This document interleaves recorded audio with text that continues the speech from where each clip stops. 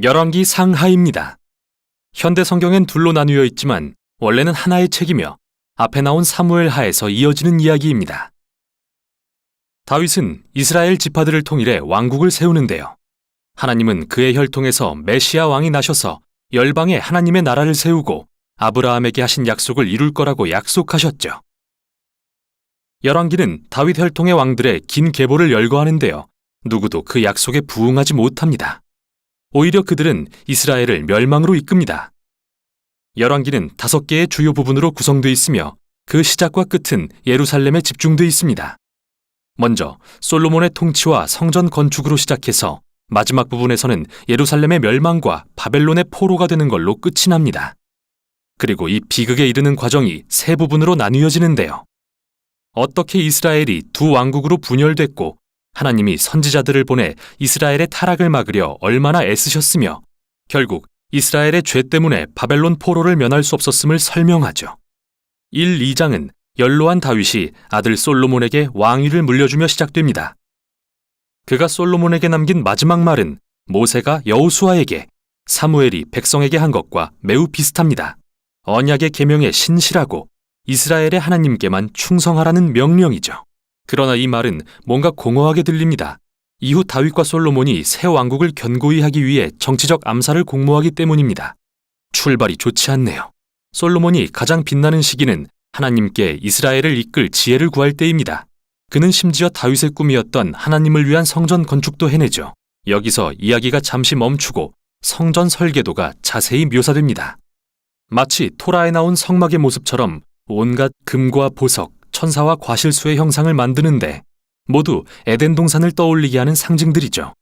성전은 하늘과 땅이 만나며 하나님이 그의 백성 가운데 임재하시는 곳입니다.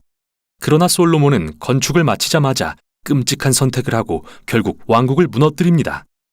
수백 명이나 되는 이방 왕의 딸들과 결혼을 했는데 모두 정치적 동맹을 위한 거였죠.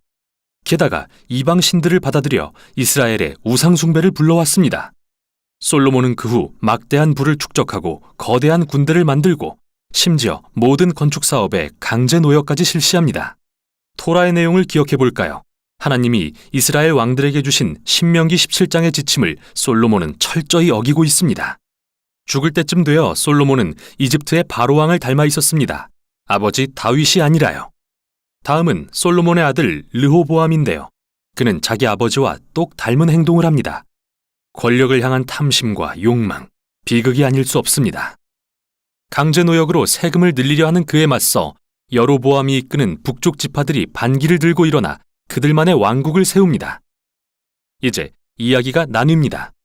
남쪽은 예루살렘을 중심으로 다윗 혈통의 왕이 다스리는 유다가 되고 북쪽은 이스라엘로 불리는 새 왕국이 세워져 이후 사마리아가 수도가 되죠.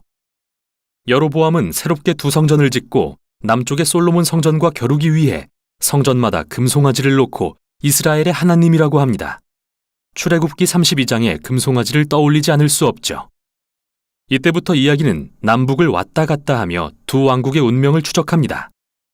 남북 모두 왕이 약 20명씩 있었는데 저자는 이 왕들의 통치에 대해 몇 가지 기준을 들어 평가합니다. 이스라엘의 하나님만을 경배했는가? 아니면 이방신 숭배를 도모했는가? 백성들에게서 우상을 제거했는가? 다윗처럼 언약에 신실했는가? 아니면 부패하고 부정해졌는가? 저자는 이 기준에 따라 북이스라엘에는 20명 중 선한 왕이 아무도 없으며 남유다에는 20명 중 단 8명만 긍정적이라고 평가합니다. 이 부분이 열왕기의 또 다른 큰 목적과 연결되는데요. 바로 이스라엘 역사의 핵심 인물인 선지자들을 소개하는 것이죠. 성경의 선지자들은 점쟁이가 아니라 이스라엘의 하나님을 대변하고 언약 실천을 감시하는 역할을 맡은 자입니다. 왕과 백성들의 우상 숭배와 불의를 꾸짖는 일을 하죠. 그들은 이스라엘은 열방의 빛으로 부르심 받았으므로 토라의 계명에 순종해야 한다고 끊임없이 상기시켰습니다. 선지자들은 이스라엘이 회개하고 하나님을 따르도록 도전했습니다. 가운데 부분에서는 하나님이 선지자들을 일으켜 각 왕들에게 책임을 물으십니다. 가장 유명한 선지자인 북이스라엘의 엘리야와 제자 엘리사, 이들은 책의 중심에 등장하죠. 엘리야는 사막에 살던 광야의 선지자로서 북이스라엘의 아합 왕과 가나안 출신 왕비 이세벨과 심하게 대립합니다. 이 부부는 가나안 신인 바알을 들여와 이스라엘이 숭배하게 합니다. 유명한 이야기죠. 엘리야가 450명의 바알 선지자들과 누구의 신이 진짜인지를 놓고 대결을 벌이는데요. 양쪽 다 제단을 쌓고 각자의 신에게 기도했지만 오직 이스라엘의 하나님만 불로 응답하십니다. 이 일 후 아합이 왕권을 이용해 이스라엘 농부를 죽이고 그 집안의 포도원을 빼앗자 엘리야는 다시 불의에 맞서 일어나 아합 가문의 멸망을 선포합니다. 엘리야가 이제 선지자로서 자신의 리더십을 젊은 제자 엘리사에게 물려주려 하자 그는 엘리야보다 2배의 능력을 요구합니다. 여기서 흥미로운 사실은 저자가 엘리야의 7가지 기적을 기록한 뒤 엘리사가 행한 14가지 기적을 보여준다는 것입니다. 두 선지자는 분명 주목할 만한 인물로서 동일하게 이스라엘 왕들의 우상 숭배와 불의에 맞서는 역할을 감당했습니다. 결국 이스라엘을 우상 숭배에서 돌이키는 데 실패했지만 말이죠. 다음은 북이스라엘에 일어난 피해 혁명인데요.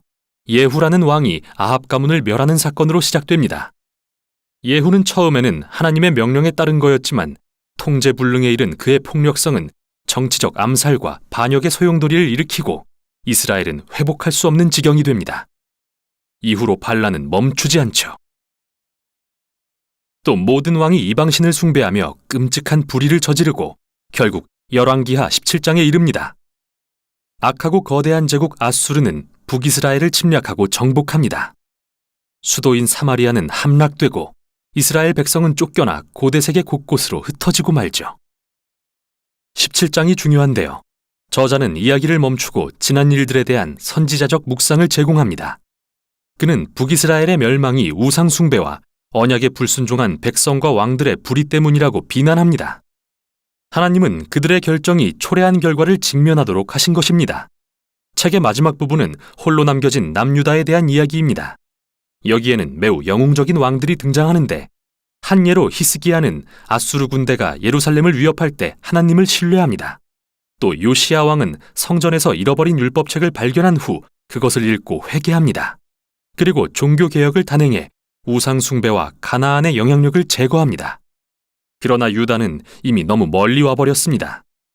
이 둘 사이에 므낫세 왕은 역대 최악이었는데 예루살렘 성전에 우상의 제단을 쌓을 뿐 아니라 아들을 제물로 바치기까지 합니다. 그러자 하나님이 선지자들을 보내 종말을 고하십니다. 이스라엘은 돌이킬 수 없게 된 거죠. 마지막 2장에서는 바벨론 제국이 예루살렘을 침략해 성전을 파괴하고 모든 백성과 다윗 왕족을 포로로 끌고 갑니다. 이 결말이 남기는 의문이 있습니다. 하나님은 이스라엘을 버리셨을까요? 다윗의 가문을 버리신 걸까요? 마지막 단락은 포로 생활 40년 후에 일어날 매우 이상한 이야기를 합니다. 여호야긴은 다윗의 후손으로서 예루살렘에 돌아갔다면 왕이 될 사람이었는데요. 바벨론 왕은 그를 감옥에서 풀어주고 남은 생애 동안 왕의 식탁에서 먹도록 초대합니다. 이 이야기는 적으나마 하나님이 다윗의 가문을 버리지 않으셨다는 한 줄기 희망을 선사합니다. 이제 질문은 하나님이 어떻게 아브라함과 다윗에게 하신 약속을 이루실 것이며 어떻게 열방에 복을 주시고 메시아의 나라를 세우실 것인가인데요. 대답을 찾으려면 이제 나올 선지서들을 읽으며 지혜를 발견해야 하죠. 여기까지 열왕기였습니다.